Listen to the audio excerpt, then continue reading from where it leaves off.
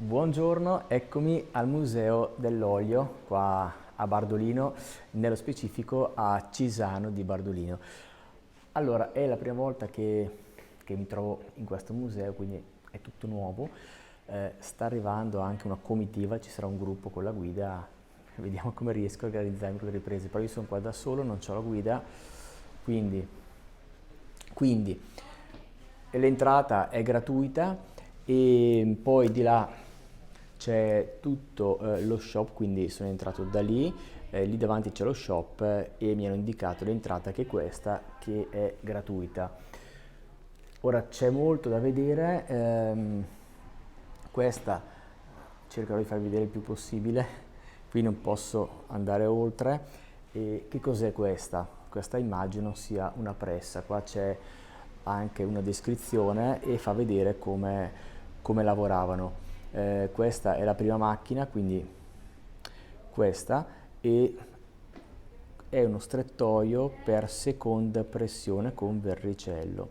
Quindi questa macchina provvedeva alla seconda pressione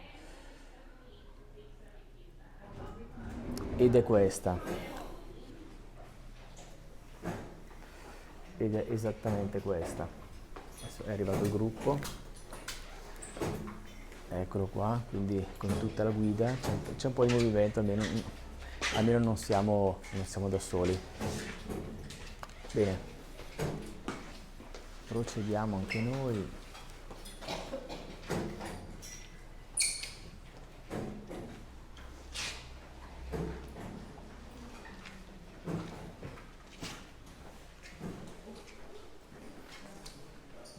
Quindi c'è un po' di gente, adesso noi andiamo a vedere di qua e questa naturalmente è una macina e si vede anche subito, bello perché è tutto correlato da queste immagini che spiegano. Questa immagine sta spiegando, eccola qua, questa. E c'è anche la guida, quindi io approfitterei anche della guida per vedere se posso aggregarmi a loro, così ci spiegano meglio.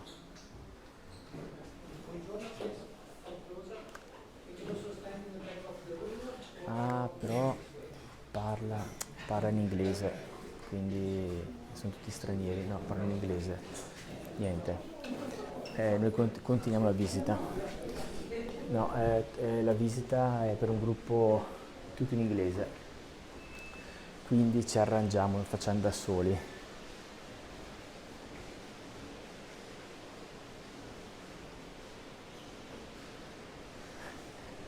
Allora, chi si ricorda queste? Io mi ricordo che mia nonna aveva tipo questi portaolio, guardate che carini. Sicuramente molti di voi ditemelo nei commenti se avete queste oliere. Vi ricordate questa oliera con questo tappo? Eh? Ecco, mia nonna aveva una cosa del genere. Questa me la ricordo bene. Anche qua, guardate che carini. Che belli questi.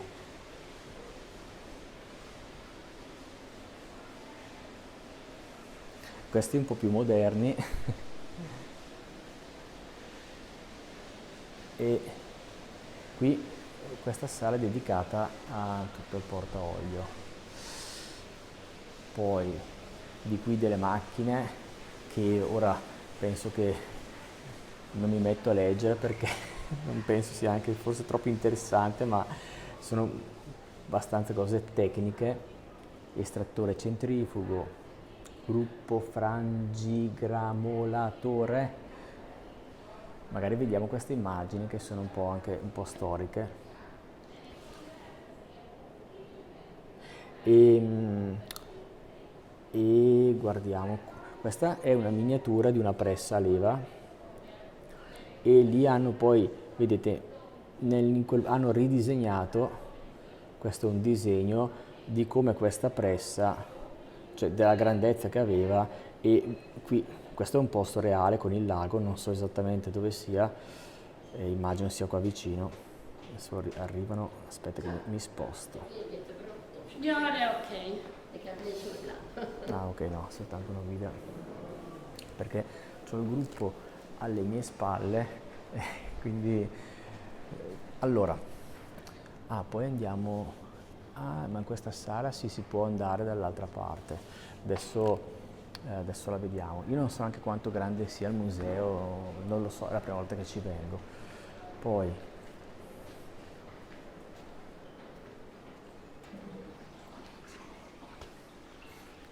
che bello, si sente l'acqua, guardate, si sente?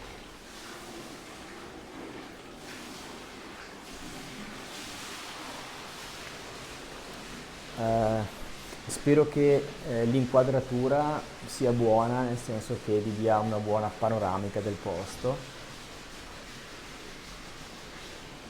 Ecco, qua non si può entrare.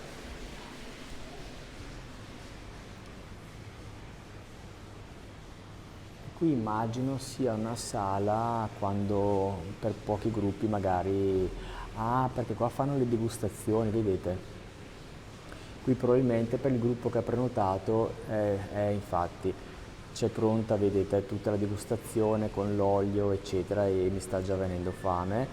E, quindi se venite magari in gruppo prenotate in modo tale che vi potete informare con la guida, non so il prezzo, non lo so questo, però almeno vi faccio vedere che per i gruppi c'è la degustazione, ci sarà una spiegazione, qua dietro c'è uno schermo, quindi è anche molto interessante. Vi faccio rimacchinare anche da più vicino, mi avvicino, mi avvicino.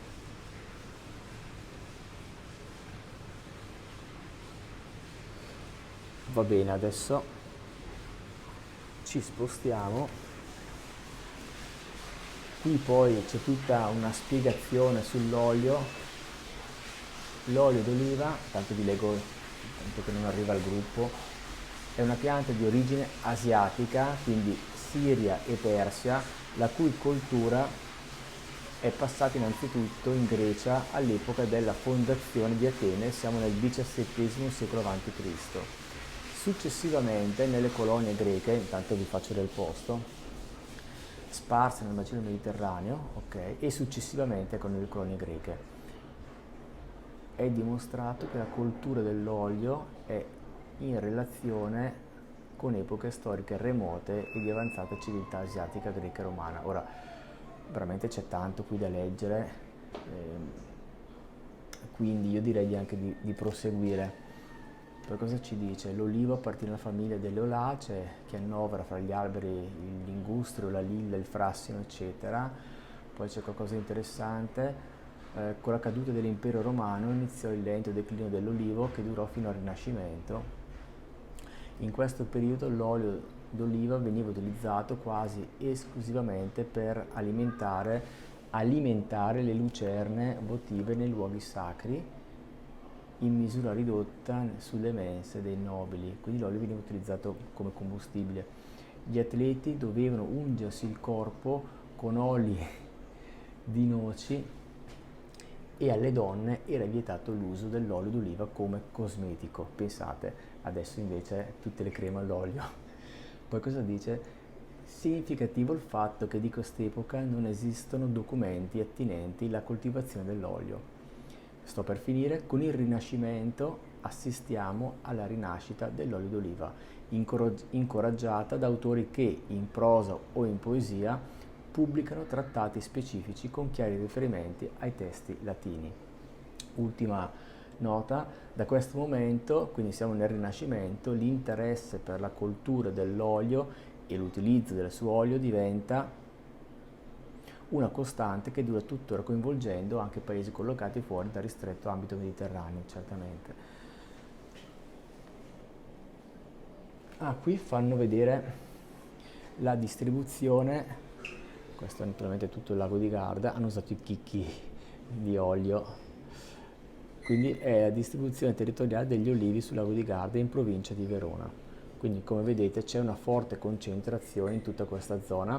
Noi siamo qua. Questo è Bardolino, qua c'è l'Azzise, giusto per darvi un riferimento,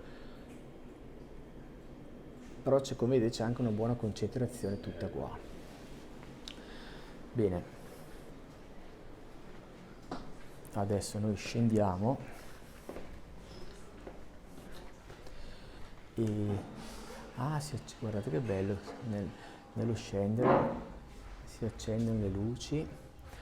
Questo qui all'interno, intanto io sto leggendo, questo è un oliario e era il locale per il deposito e la conservazione dell'olio, quindi proprio è un posto reale questo. Vedete?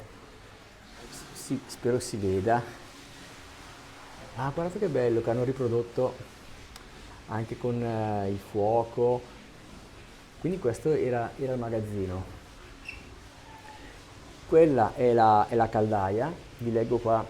Nell'antico frantoio si faceva largo uso di acqua calda, quindi quella, date le scarse pressioni che si potevano ottenere coi torchi manuali. Era indispensabile accompagnare le varie fasi della lavorazione con consistenti aggiunte di acqua bollente per agevolare il distacco dell'olio dagli altri elementi. Ecco qui praticamente, come ho letto, usavano l'acqua bollente per appunto purificare l'olio, adesso non so se il termine è corretto. Questo è anche il magazzino, l'oliario, qua si vede poco, è un deposito di olio, ma che bello. E aspettate che vado ancora a leggere un attimo, perché poi c'è questa sala, guardate, vedete, ma adesso vediamo un attimo, che volevo leggere ancora qua. Questo è l'oliario collocato nella adiacenza del frantoio, vi si lasciava riposare l'olio appena estratto per favorire il deposito delle maciullagini. Spero che mi vediate. Quest'ultime, quindi le maciullagini, venivano asportate dal fondo operando diversi travasi durante l'annata. I recipienti, quelli che vedete là in fondo, erano in genere di terracotta smaltata internamente con speciali vernici per precludere le infiltrazioni del liquido nel materiale poroso, quelle che state vedendo. Per concludere, qua dicono altri tipi di contenitori erano i centenari usati nel veronese ricavati da blocchi di pietra e i più recenti cassoni in legno rivestiti internamente da lamiera stagnata. Vediamo se ci sono questi cassoni. Qui non li vedo, qui abbiamo tutte queste ciotole e questo è l'oliario. Ora guardate che bella questa sala, vediamo se ci danno qualche indicazione. Certo, guardate qua. Adesso magari non vi leggo tutto, però intanto che voi guardate io vi leggo anche qua. Questo è il frantoio a trazione idrica. Infatti, come vedete, qua c'è il mulino, che poi è tutto reale, questo non è una ricostruzione, era proprio così. Qua c'è il mulino, qua passa l'acqua e come vedete fa muovere tutti gli ingranaggi. E ora leggiamo qualcosa giusto per capire. Quindi i frantoi a trazione idrica erano presenti in quelle zone olearie che disponevano di corsi d'acqua, naturalmente. Questa opportunità agevolava notevolmente le operazioni di frangitura, poiché escludeva la presenza dell'animale all'interno del frantoio, eliminando nel contempo gli inconvenienti tecnici ed igienici che ne derivano. Quindi sta dicendo che ovviamente usando l'acqua non avevano qui all'interno animali, con tutto quello che ne può conseguire naturalmente. Quindi questi frantoi, la loro presenza sul lago di Garda era concentrata soprattutto nella zona nord, come abbiamo visto prima dalla cartina, ricca di corsi d'acqua che scendevano dalle pendici del Monte Valdo. Bene, poi qui va avanti a leggere, magari vi do qualche indicazione se vi può interessare. L'ampiezza della ruota era proporzionata alla portata d'acqua e in molti casi con ruote di grande diametro si ottenevano ottimi risultati anche in presenza di apporti idrici di limitata consistenza. E poi qui va avanti a spiegare tecnicamente come il funzionamento della ruota, eccetera eccetera. Quindi penso che possa bastare, no? L'importante è avere comunque capito il funzionamento. Quindi idrico, il mulino muove gli ingranaggi e la concentrazione di queste strutture è più al nord proprio perché ci sono più corsi d'acqua naturalmente che scendono poi dal Trentino, immagino. E sapete che qui abbiamo finito, quindi allora qua abbiamo finito, poi di là c'è tutto il negozio, adesso andiamo a vederlo, perciò questo è il museo qua, che belle queste. Ah, è una pietra, pensavo fosse una scatola, no, è una pietra questa, che bella, è stupenda, lavorata. A me piacciono molto tutte queste, come chiamarle, etichette o pubblicità di una volta, con queste scritte che non si trovano più in giro.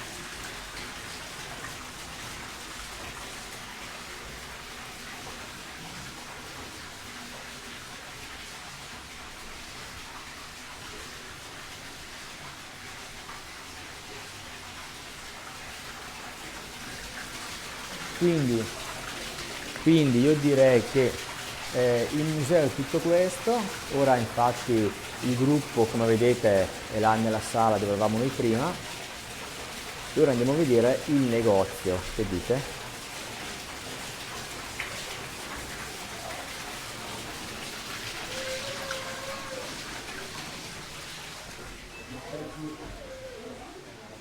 Ok, e qui poi avete tutto il negozio, diamo un'occhiata.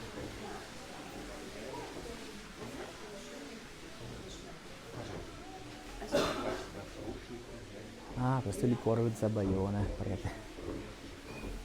naturalmente il limoncello di Salò, bello.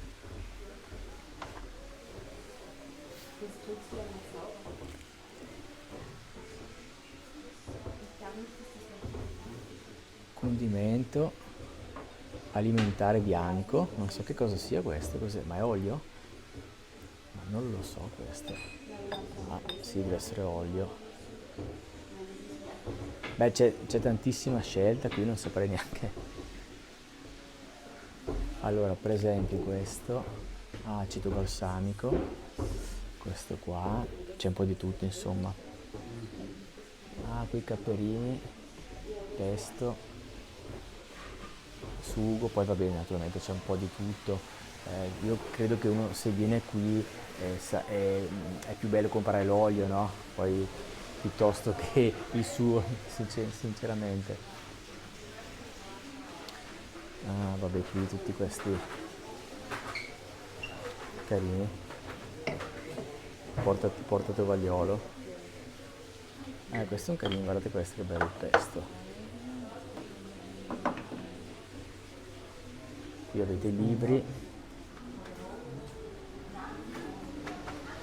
anche qui ancora negozio, qui forse c'è anche una degustazione, si può acquistare qualcosa,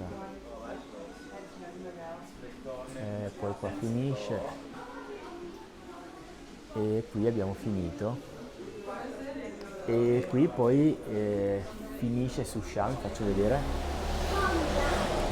Quindi ecco l'entrata è questa, questo è il museo, adesso sta anche piovendo per farvi capire, quindi questa è la strada che poi porta là a Bardolino e eccolo qua il museo, questa è l'entrata, quando entrate vedete da qui, lì c'è l'entrata al negozio, potete andare direttamente al negozio oppure andate direttamente anche senza chiedere a destra, il museo è aperto.